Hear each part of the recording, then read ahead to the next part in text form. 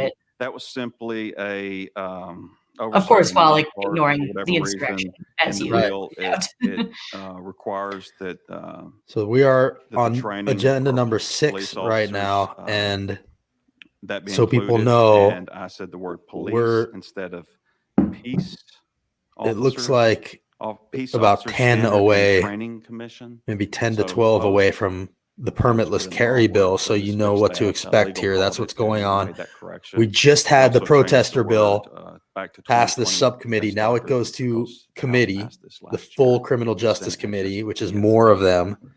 And then if it so passes that, it goes to the House we floor. just kept that in there. And then All right, thank you. we also need to pass the Question Senate. has been called on the, I mean, I have it. It's gonna.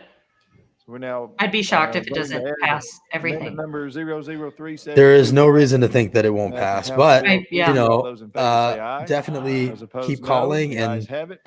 It's now mom's demand, Rebecca, you know, the has bill been is known to put a amended. lot of pressure on Any people. questions for our sponsor? Should we flash or- the phone numbers graphic again? Yeah, folks, let's do or- that. So the phone numbers of these people, Hearing none, we're take a now voting on House screenshot. Bill 50 That's as who's in amended. this All those in subcommittee. They favor may not say vote aye. tonight, they Those said. opposed, no. So you may still have The time ayes to have it. pressure Move them. on to full criminal. Thank you. Thank you, Chairman. Thank you, committee.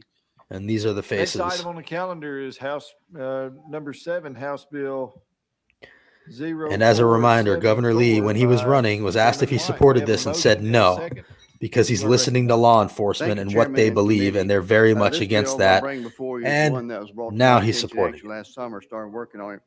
So whichever the way the wind blows. Right. Is you prefer. Like, it broadens the offense of he was the indecent tame exposure one to include victims in the who are 14 campaign, years of but age now he's or trying younger, to prove that or he's any age more if the Trumpy consent is so that he not doesn't He's get got his- challenged from the right. in Yeah. the His MAGA bona fides. Forget about what's the right thing to do. conducted in front of them. Right. And it also increases the penalty for indecent exposure. Well, I don't think we Okay, any so of this us. broadens the C felony. this I don't broadens think any the of us should be surprised that he doesn't have a spine. Yeah. In my community. broadens the When offense law of is indecent written, exposure when committed it's by only for 13 masturbation years or of age exposure and to older include and victims younger. who are 14 And so or an younger. act was committed. That's already illegal. Is that not already illegal? I mean, I guess not. If he's It's my saying belief that at 13, 14, all of our young children should be protected. So this So- changes it to 14 years of age or younger, that if it's committed in front of them, then it's an offense. And Isn't it an any offense age when you do it to anybody? does not consent. Like, how is that? How Wait, there, like, that has so to be Mark- this way or another. Does Mark White And with support that, I give you my motion. masturbating in front of 15-year-olds? Like, why not? Any Why isn't it questions just for illegal to do this? Period. sponsor? This Like, has to already be illegal. Like this, there's no way that this is not Seeing none. Question illegal. has been called. Without objection, we're now voting on House Bill. yeah, this one gets through quick. Nobody wants to be the one that made this okay. Chairman White, all those in favor. But say again, aye. like this All those is no. already illegal. The ayes have But it. We'll move on to of course, full- it's a horrible thing. Like, of course, Thank you. Thank you, committee. disgusting. The next item on our. All right, good job, calendar Mark. is House That was Bill fast. Thank Yeah, you. Mark really 09 by Chairman carrying his weight Woolsey. this It session. will be rolled 2 weeks per the sponsor's request. Okay, Halsey's done. That's good. Those are always fun. Jumping down to item number 10, House Bill. Okay, Cassida. 373 by Our Representative. favorite. Ooh, here we go. We have a motion and a second. Representative, you are recognized. Thank you, Mr. Chairman. What this legislation does, it signifies specifically that TWRA is not to put listening devices up on an individual's private property until or unless they get approval. As we all are in this room, we hold the ownership of private property one of the most sacred What? rights we have in the So Constitution. Cassida's And against. to He's got a invade bill someone's that property limits without what asking for their law permission, I enforcement think can do, is an what egregious wildlife act. officers And so can this do. legislation says you just This simply guy's have under to, FBI investigation. ask if you want to put a listening device on someone's my private God. property. This guy's under FBI investigation. Okay, very good. Do And we have he's any questions? making Representative laws that limit. Thank you, Mr. Chairman. Representative Cassidy, you just said listening device, but what I'm reading. I says agree that electronic we surveillance. shouldn't have. That would be a camera. I don't know that you should have that kind of privacy. the It's slang, so hilarious thank that you he's for- the one for, presenting pointing that that. out. And what does TWRA post these electronic surveillances for? You know, I wouldn't That's so want to answer for them. And so I What do they use them for? And he's like, since I I'm don't not know. involved directly with It'd be TWRA, I wouldn't hilarious want if, to like, I don't ask know. If people someone what had done that to him under reasons the they have to purview of like justify being a their action. wildlife officer. Have you had a complaint from a constituent in Williamson County? He's like, why is this happening? Not in Williamson County. There were, The one to my complaining. knowledge, based on an article that was written, there were 3 incidences that happened in Northwest Tennessee. It just it shook my righteous indignation. That Oh, yes. My righteous. And we all know If your that moral compass is shook it- perfect, Like going to your Cassida. house, Your moral Representative, putting compass is a right listening on. Is your that property. is that what shook it more than Right. You don't have so a- many unless other that- things? He must have a house somewhere where he's up to I no did give good. the bill to the senator that represents that part of the state, if it makes you feel better. Like, yeah, surveillance is bad for sure, but Very good. Right. Williamson County, this is what this guy is up to. This is what you sent him here for. To like make bills that Griffey? go after Thank you, Mr. wildlife Chairman, resource and thank you, Representative, officers. for bringing this legislation. I understand the concerns regarding law enforcement using electronic monitoring devices, trail cameras. wildlife law, like Wildlife. Are you aware of Cassida the is just instances, I believe a they have waste in of my space. district, Like, how far has this guy fallen? He was the Speaker of the House, and now he's like got a wildlife resource trail officer cameras were listening actually device installed at bill. the direction of the U.S. Fish and Oh Wildlife Dude, officials. dude, just go home, under their man. Go direction. home. He's gonna try to rig the vote of this one like he did with the This is my rep. Do we want to TWRA So adhering to embarrassed. federal, or do we want them adhering to us? That's a question that's before us right now. yes. Yeah, really But- important stuff here, But Glenn. even if we pass this legislation, there would be nothing we could do to limit U.S. law enforcement, fish and wildlife officers from doing the conduct you're You know, trying to Cassida wants to be prevent, like, though. Bruce, man, shut up and vote yes on my bill. Like, That is this is accurate. so embarrassing But it for me wouldn't be already. Tennessee direct taxpaying dollars He's gonna violating double based down. on He's gonna dig his constitutional heels rights. in on Yes, it. the Like feds Lamberth would gets come the in and do it, permitless carry but bill, our you people know. won't be. Like, That's Cassida gets the friggin' Um, wildlife resource the- officer bill. Such a I shame. guess if we do this, do you not have some concerns that U.S. or Tennessee wildlife officials are not going to be able to monitor what happens? By the way, I like that with you're our drinking right wildlife now. I should be populations, drinking. because our I was wildlife gonna ask population before we got on.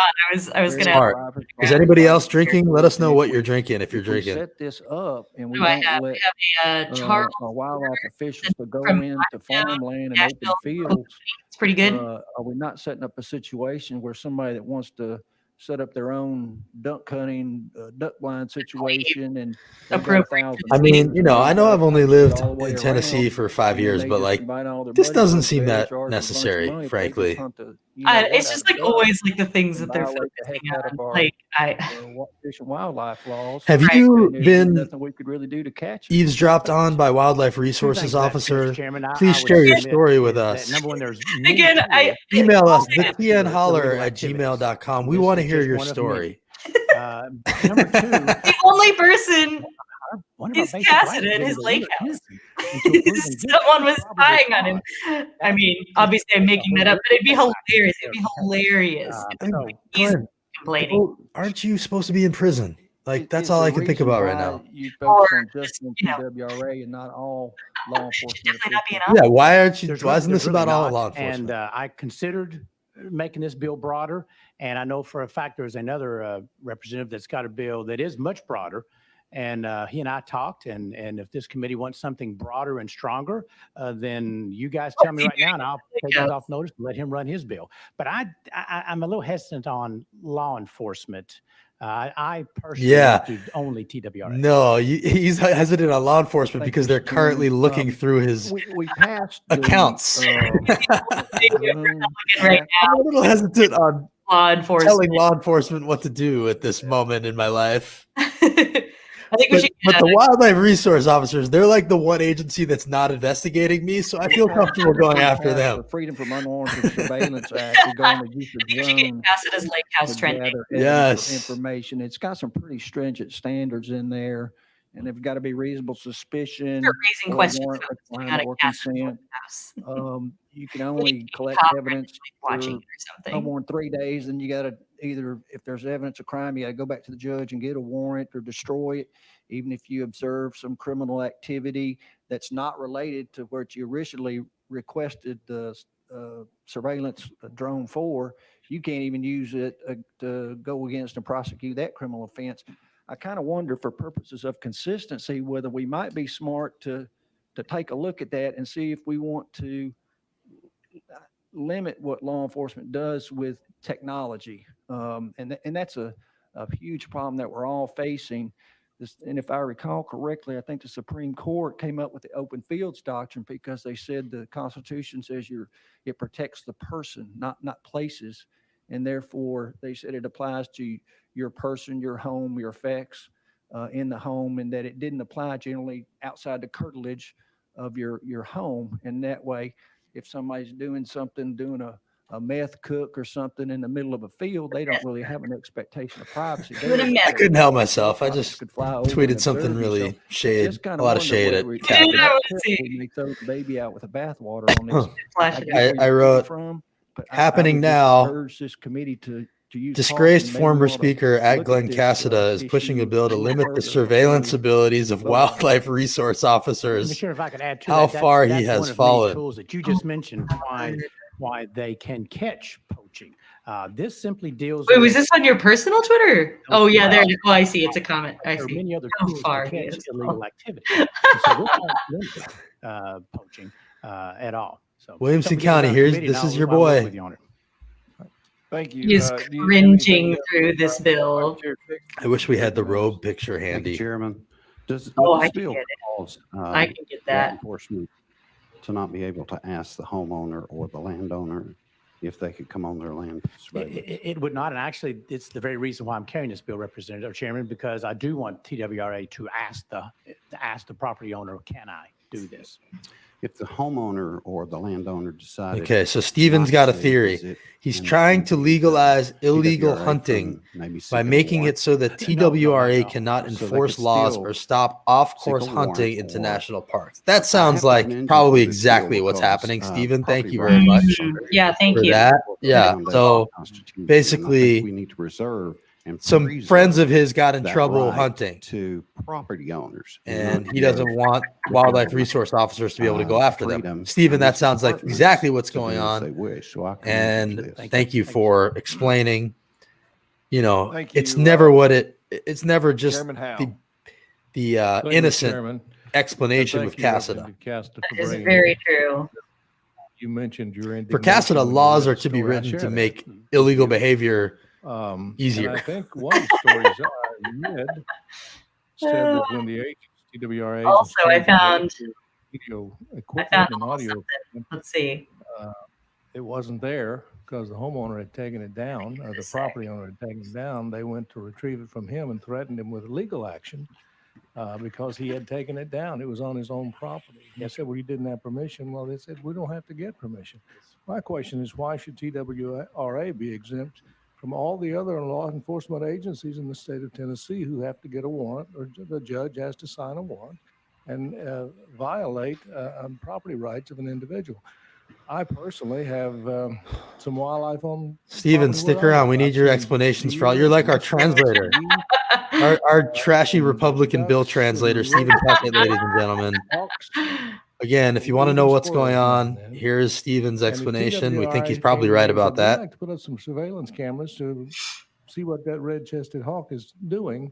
I would say yes, because I'd like to know, but I want to know about it. And so I appreciate your bill, and thank you for bringing it. Thank you, sir. I appreciate it. I appreciate it. He explained Cassidy's bill way better than Cassidy did.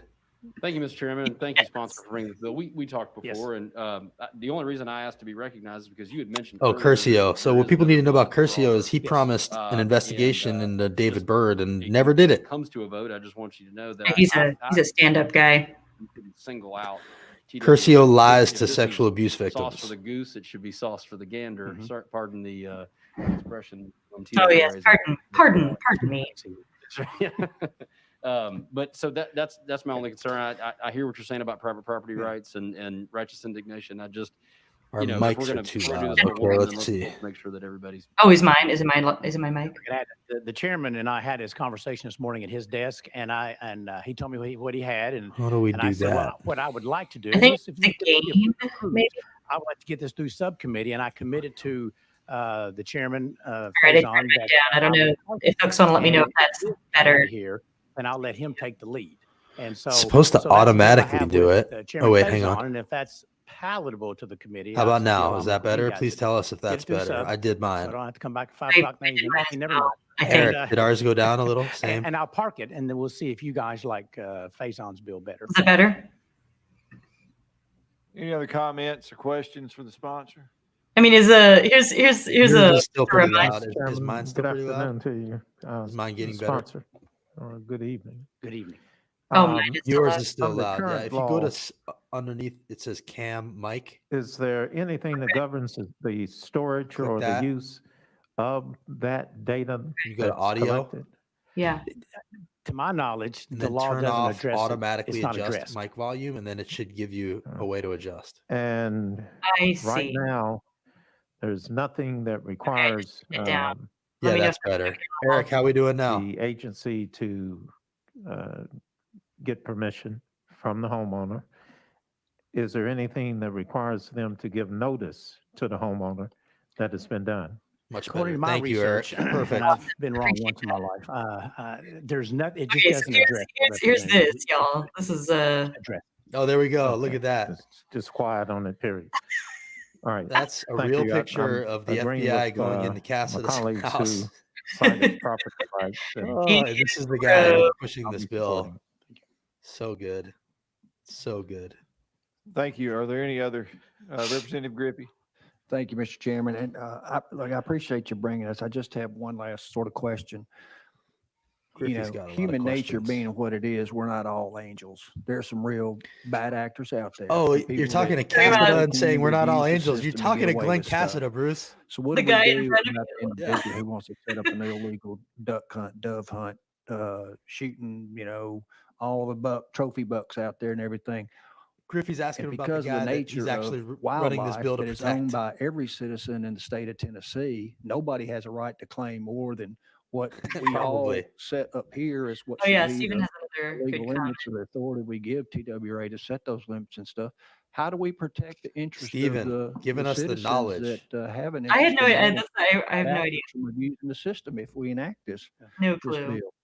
I think you've identified for the committee yourself. One of those is drones. One of those is warrants. One of those is. I cannot believe this bill is taking so long. Oh my It's goodness. like, So what there the are hell is going on? dozens of methods that law enforcement. Stephen, how would you vote on this bill if you were Representative Puckett suspect crime without abridging from, our I believe, constitutional rights? I think he's in Sumner County. So your bill is How would you vote on not this, to Stephen? ban law enforcement. I wish we could do I mean, polls. full disclosure, I would vote for it. Like, I think Private surveillance They just just can't enter private property to install. in I general. mean, is I'm not like- saying it's without it's fine. a warrant. Doesn't seem like a pressing need. Or more importantly, as the Agree bill with that. specifies, Agree with that. permission. Not So what they I gotta would. have warranted permission.